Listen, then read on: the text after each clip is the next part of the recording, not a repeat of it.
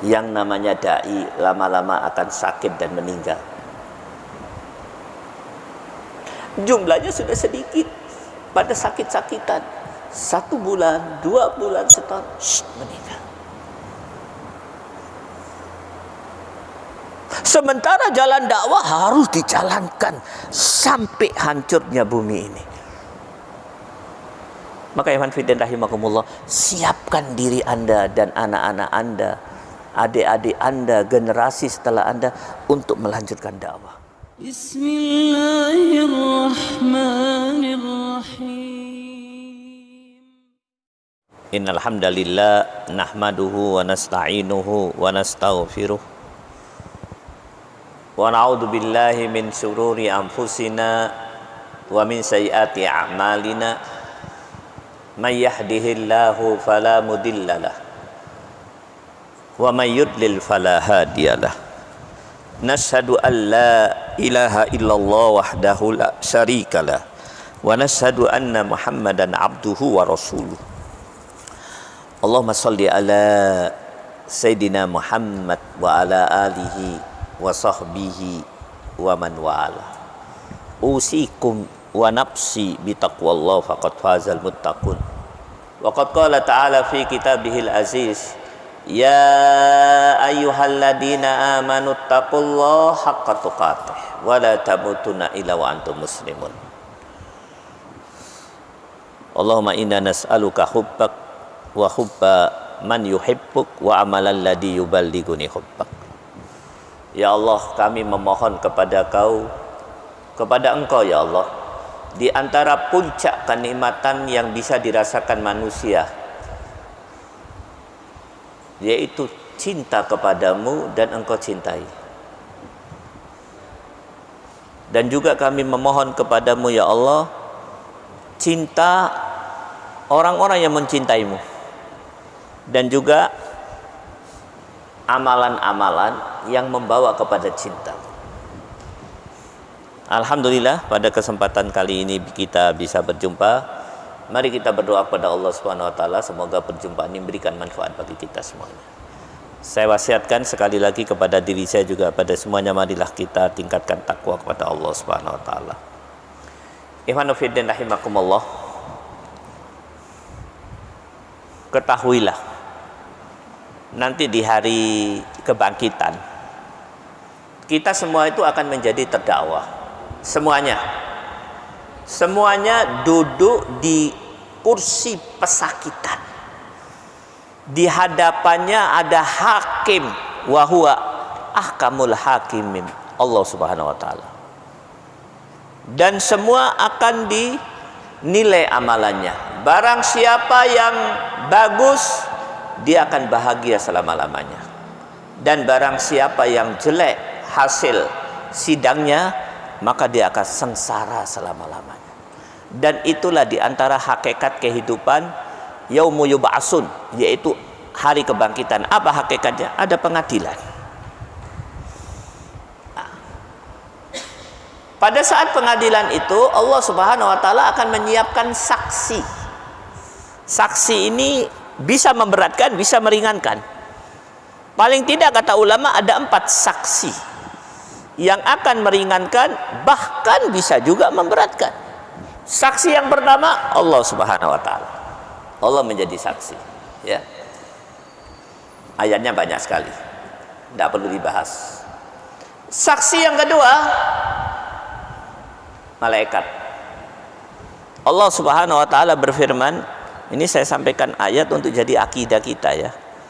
Tanam betul ayat ini di dalam diri kalian.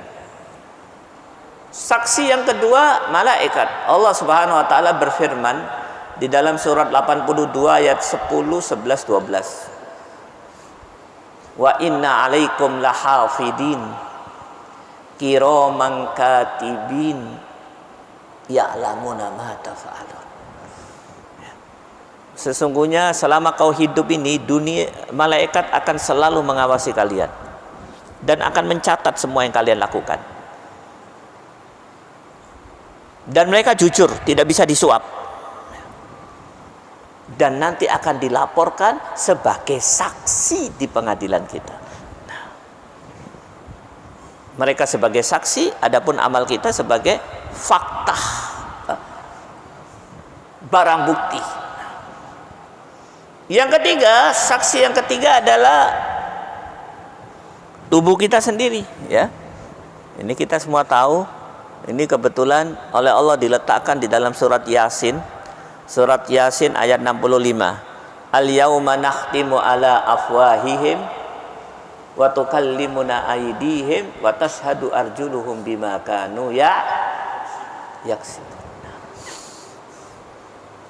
Tanganmu berbicara, kulitmu berbicara di dalam ayat yang lain, kakimu berbicara. Justru mulutmu dikunci oleh Allah, karena mulut tukang nipu. Kecuali mulut yang dirahmat oleh Allah Subhanahu wa taala, menjadi saksi, bahkan memberatkan. Dan yang terakhir, saksi itu adalah sesuatu yang sejak kita lahir sudah kita lihat, sampai kita mati kita dimasukkan ke dalamnya, yaitu bumi. Allah Subhanahu wa taala berfirman, yauma idin tuhadditsu akhbarahum, yauma idin tuhadditsu akhbaraha bi anna rabbaka.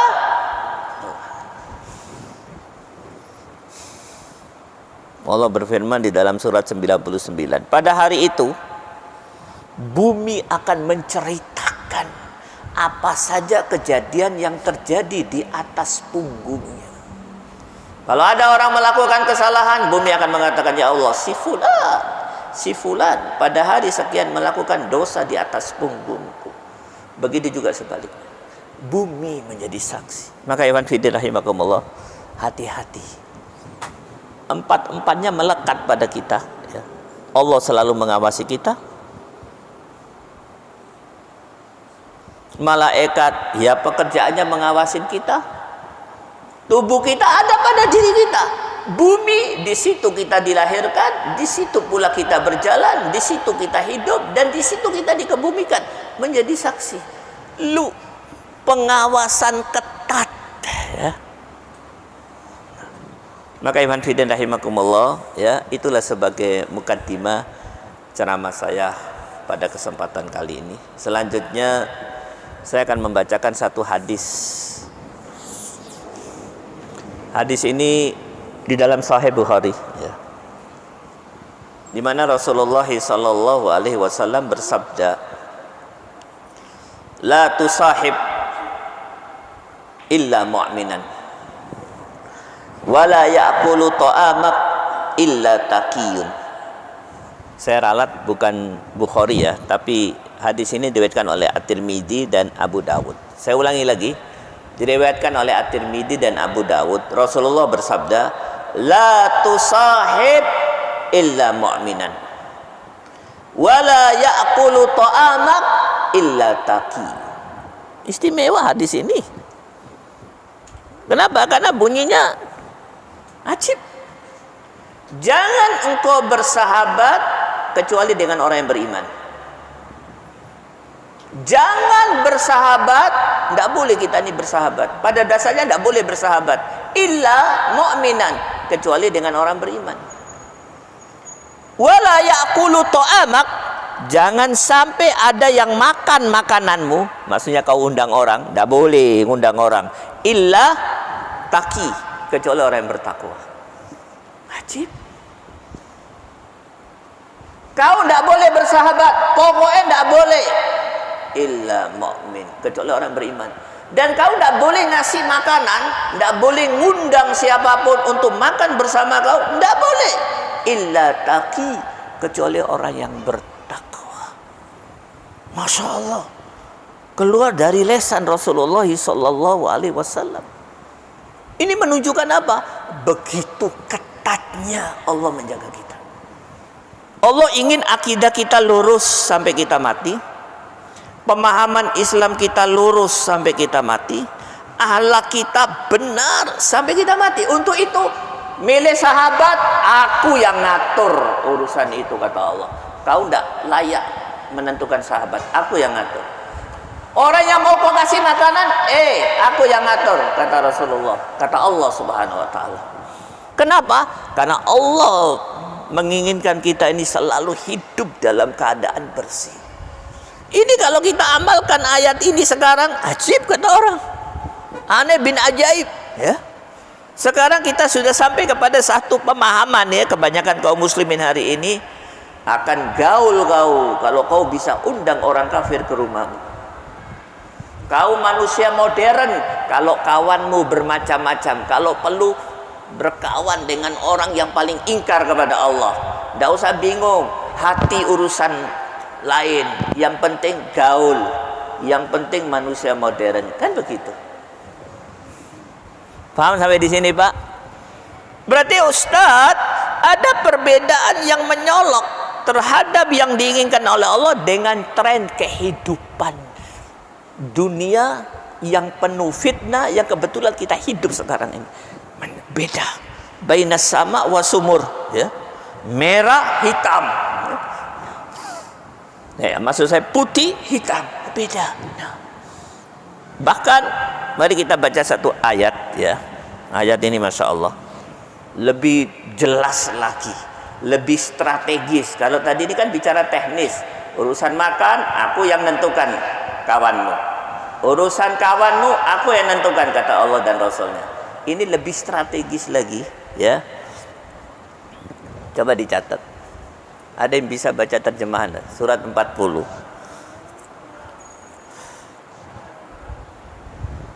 Tolong dibaca.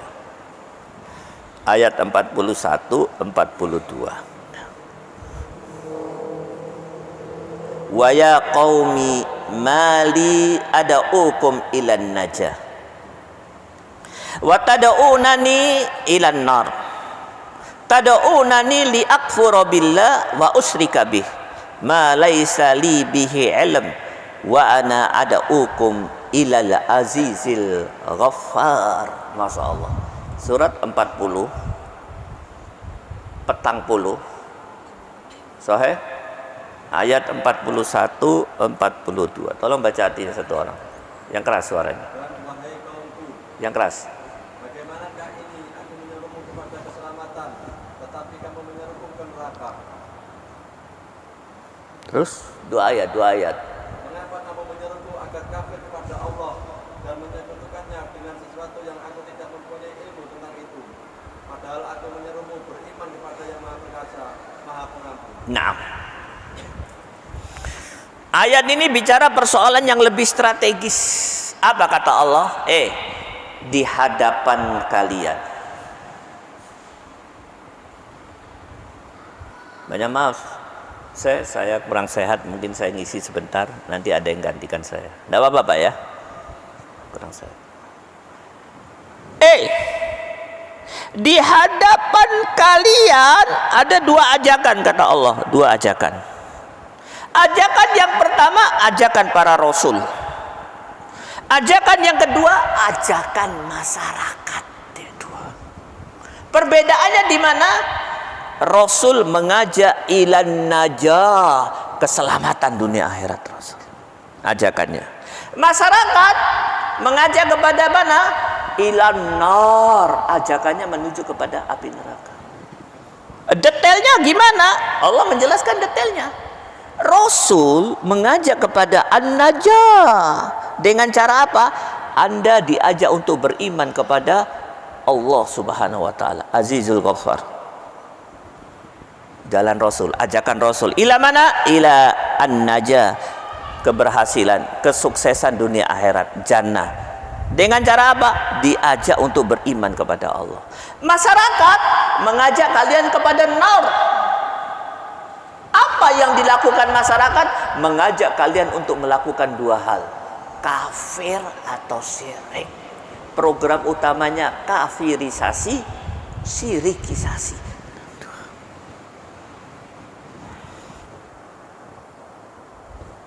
Makanya tadi saya bacakan hadis, masalah teknis pun hati-hati. Kalau kau salah milih kawan, padahal koncoplek, dia akan mengajak kau kepada api neraka. Program hidupnya kau dibisikin, ayo kafir, ayo syirik, kafir, syirik, kafir, syirik. Itu teman makan, bayangkan teman yang lain. Nah, Ajakan Rasul jelas. Ikhwan fillah rahimakumullah. Insya Allah secara detail materi ini saya akan sampaikan pada kajian yang akan datang. Saya minta maaf, kurang sehat, kurang maksimal. Tapi saya tidak akan menghentikan kajian ini. Akan diselesaikan dengan 10 cara bagaimana membaca Al-Quran menurut Imam Nawawi, yang akan disampaikan oleh generasi muda yang kita harapkan bisa melanjutkan dakwah. Sekaligus saya ingin menyampaikan kepada Anda, yang namanya da'i lama-lama akan sakit dan meninggal. Jumlahnya sudah sedikit, pada sakit-sakitan 1 bulan, 2 bulan, setahun, meninggal. Sementara jalan dakwah harus dijalankan sampai hancurnya bumi ini. Maka ikhwan fillah rahimakumullah, siapkan diri Anda dan anak-anak Anda, adik-adik Anda, generasi setelah Anda untuk melanjutkan dakwah. Karena saya sebagai pengamat dakwah bersama kawan-kawan sudah sampai kepada satu kesimpulan. Prosentase mubalik makin lama makin kecil. Sementara prosentase mereka yang menyuruh kepada ilan nar makin lama makin banyak. Ya, mungkin itu saja. Saya minta maaf, nanti kurang waktu, ada 10 menit, 20 menit ditambahkan oleh. Bisa Pak ya? Wabillahi taufiq wal hidayah. Assalamualaikum warahmatullahi wabarakatuh. Bismillahirrahmanirrahim. Alhamdulillahirabbil alamin. Wassalatu wassalamu ala asyrafil anbiya'i wal mursalin nabiyina Muhammadin wa ala alihi wa ashabihi afdhalus salati wa atammu taslim, amma ba'd. Alhamdulillah, pada kesempatan yang sangat mulia ini kita bisa berjumpa. Mari kita berdoa kepada Allah Subhanahu wa taala, mudah-mudahan perjumpaan ini mendatangkan banyak manfaat fid dini wad dunya wal akhirah. Jamaah sekalian, saya melihat kecenderungan serta semangat kaum muslimin terhadap Al-Qur'an sangat banyak perkembangannya. Ya, di mana-mana ada pondok tahfidz Quran. Ya, di masjid-masjid, ya, bainal adzan wal iqamah banyak orang yang menghafal Al-Qur'an atau membaca Al-Qur'an. Bahkan di malam hari, ya, ada kumpulan-kumpulan khusus anak muda, ya, di malam minggu mereka justru, ya, kumpul bukan untuk maksiat tapi untuk tadarus Al-Qur'an. Tentu ini adalah suatu angin segar buat kita melihat generasi umat, ya, di balik, ya, proses ribalisasi, ya, pengkufuran di mana-mana, tapi di kesempatan yang lain juga ada sedikit anak muda yang, ya, ihtimam terhadap Al-Qur'an. Akan tetapi kita melihat banyak mereka hanya fokus untuk bagaimana bisa membaca Al-Qur'an, ya. Barokah terhadap Al-Qur'an itu tidak mereka dapatkan. Di antaranya adalah, ya, kenapa barokah itu tidak datang kepada mereka? Karena sebelum mereka membaca Al-Qur'an, mereka tidak memperhatikan adab-adab terhadap Al-Qur'an. Ya. Salat itu penting, tapi adab, ya, terhadap salat jauh lebih penting. Menuntut ilmu penting, tapi adab menuntut ilmu jauh lebih penting. Membaca Al-Qur'an penting, tapi adab membaca Al-Qur'an jauh lebih penting. Ya. Ada satu kitab yang namanya At-Tibyan fi Adabi Hamalatil Qur'an. Ya, satu kitab yang membahas tentang adab-adab bila seseorang ingin menjadi pencinta Al-Qur'an. Di situ, ya, Imam An-Nawawi sebagai pengarang kitab tersebut merangkum kurang lebih ada 14 adab yang harus diperhatikan oleh seseorang yang ingin menjadi pecinta Al-Qur'an. Ya, karena waktu sempit, saya percepat. Siapa Imam Nawawi? Imam Nawawi adalah ulama ahlul wara. Ulama ahlul wara. Kita kenal Imam Nawawi dengan kitab yang sangat spektakuler, namanya Arba'in An-Nawawi. Ya, Arba'in Nawawi ini adalah salah satu kitab kecil yang sampai sekarang dan sampai hari kiamat akan dipakai oleh kaum muslimin. Karena di dalamnya membicarakan tentang pokok-pokok atau pondasi-pondasi Islam yang bila seseorang tidak memahaminya maka Islamnya akan cacat. Ya. Di antara kitabnya yaitu At-Tibyan yang akan kita bahas ini. At-Tibyan fi adabi hamalatil Quran, membahas tentang adab-adab ya bila seseorang ingin menjadi pencinta Al-Quran atau muqri'ul Quran. Kurang lebih ada 14 ya. Yang pertama adalah at-tasawwuq. At-tasawwuq. Ya. Bila seseorang ingin membaca Al-Quran disunahkan untuk tasawwuq, yaitu bersiwak, membersihkan mulut. Karena maaf saja, ada orang membaca Al-Quran tapi ya beriringan dengan keluarnya huruf, maka keluar bau di mulutnya. Maka ini akan mengganggu dirinya sendiri dan mengganggu orang lain di sekitarnya.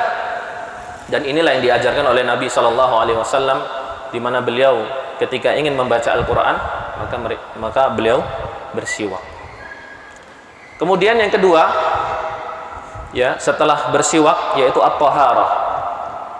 At-taharah yaitu bersuci. Bersuci dari apa? Dari hadas kecil dan hadas besar. Ya, bersuci dulu. Jangan sampai kita ini membaca Al-Quran dalam keadaan junub atau dalam keadaan kotor. Ya, kita bersihkan dulu tangan kita, kaki kita, badan kita sebelum kita berhadapan dengan kalamullah Al-Quran. Sehingga barokah daripada Al-Quran yang kita baca ini ya bisa turun kepada kita. Pemahaman-pemahaman yang ada di dalam Al-Quran ini bisa masuk ke dalam hati kita. Kemudian yang ketiga, ya, adab terhadap Al-Quran. Ya. Yang ketiga adalah nadhafatul makan.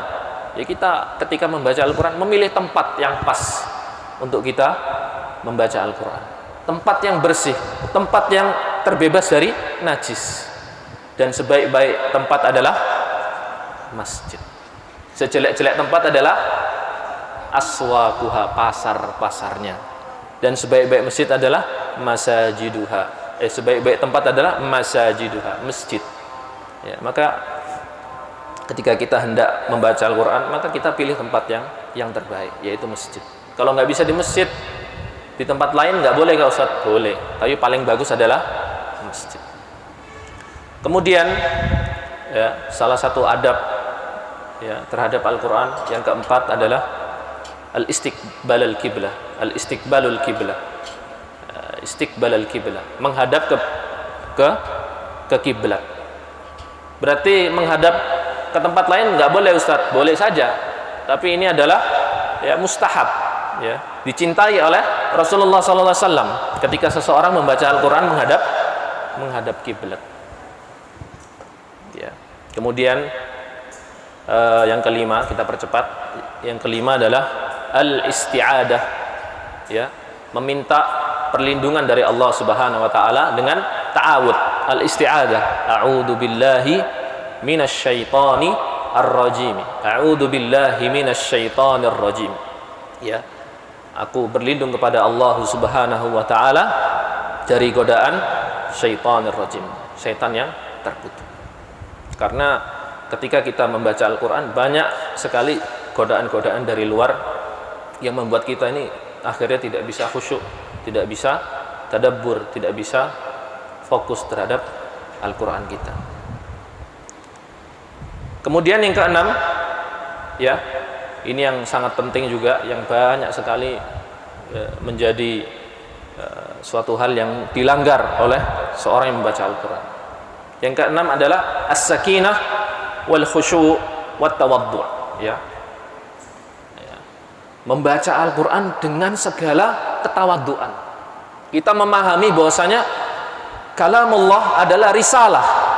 Risalah yang dikirimkan oleh Allah Subhanahu wa taala kepada kita. Coba bayangkan bila ada seorang rakyat yang mendapatkan pesan dari presiden, maka betul-betul dia akan menghormati risalah tersebut. Bagaimana dengan seorang makhluk manusia, ya, yang mendapatkan pesan dari Allah Subhanahu wa taala, ya, zat yang menciptakan dirinya, maka dia betul-betul akan membaca Al-Quran dengan segala kehinaan, dengan segala ketawaduan, ya. Dan inilah yang dilakukan oleh para sahabat ketika mereka membaca Al-Quran, ya. Mereka ya, apa istilahnya, melihat bahwasanya bacaan Al-Quran ini adalah perintah dari Allah yang harus saya amalkan, sebagaimana komandan yang telah memberikan ya sebuah komandonya terhadap prajurit, ya, betul-betul akan ditaati. Ya, kemudian yang ketujuh yaitu tardidul qiraah litadabbur, ya, yaitu mengulang-ulang ayat untuk mendapatkan sebuah proses tadabbur yang akan menjadikan makna yang dia baca ini melesat di dalam hatinya. Maka kita tidak heran bila ada ya beberapa sahabat itu ya, sholat tahajud membaca satu ayat diulang-ulang berkali-kali, ya. Contoh tentang ayat yang berbicara tentang tentang azab. Inna syajarataz zaqqum ta'amul athim kalmuh yaghli fil butun kaghallil hamim. Itu diulang-ulang terus. Tujuannya apa? Biar bisa tadabbur dan melesat di dalam hati. Jadi boleh. Ya, ini bagian daripada adab, dan ini sangat dicintai oleh Rasulullah SAW, mengulang-ulang ayat. Ya, satu ayat diulang-ulang terus, tidak ada masalah. Kemudian yang kedelapan adalah al-qira'atu bi ahkamit tajwid. Ya, membaca Al-Quran dengan hukum-hukum tajwid. Nah, ini banyak juga yang sering dilanggar. Membaca Al-Quran dengan hukum-hukum tajwid. Nah, kita perlu meluangkan waktu nih kalau ini untuk mempelajarinya. Perlu duduk 1 jam 2 jam dalam 1 minggu, ya, untuk mempelajari, khusus untuk mempelajari bagaimana sih hukum-hukum tajwid itu. Karena bila kita membaca Al-Quran tanpa hukum-hukum tajwid, maka akan merubah makna, ya, akan merubah makna banyak sekali, ya. Iyyaka na'budu wa iyyaka nasta'in. Contohnya an'amta alaihim, contoh. Kalau misalnya kita membaca an'amtu alaihim, maka maknanya adalah lain. An'amta alaihim, nikmat yang telah engkau berikan. Kalau an'amtu alaihim, nikmat yang telah aku berikan. Ini salah satu kesalahan yang fatal ketika seseorang membaca Al-Quran dikarenakan tidak mempelajari ulumut tajwid, termasuk panjang pendek. Ya, panjang pendek ini sangatlah penting, ya. Panjang harus dipanjangkan, pendek harus Kemudian yang kesembilan yang tidak kalah pentingnya adalah al-qira'atu bil khudu, ya, membaca Al-Quran dengan khudu, ya. Al-khudu, membaca Al-Quran dengan pelan-pelan, tidak cepat-cepatan, ya. Tentu dengan dibarengi dengan hukum-hukum tajwid yang tadi telah kita bahas, ya. Al-khudu, alhamdulillahi rabbil alamin ar-rahmanir rahim. Bagaimana dengan qiraah beberapa imam di masjid-masjid besar, Ustaz? Contoh di Masjidil Haram, bacanya cepat, alhamdulillahi rabbil alamin. Boleh cepat, karena qiraah itu ada tahapannya, ada pelan, sedang, ada cepat, hadr. Boleh, tapi harus dalam bingkai hukum tajwid.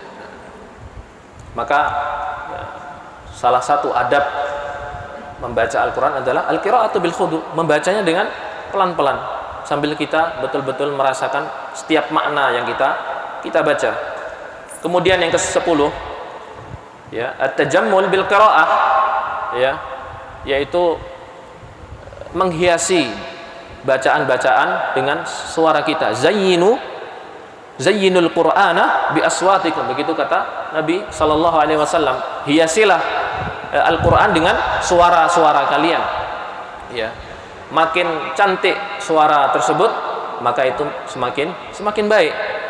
Sebagaimana hadis yang menjelaskan bahwasanya Abul Hasan Al-Asy'ari, seorang sahabat Rasulullah sallallahu alaihi wasallam, itu dikaruniai dengan suara yang indah ketika membaca Al-Quran. Maka Nabi sallallahu alaihi wasallam sering memuji-muji bacaan Abul Hasan Al-Asy'ari.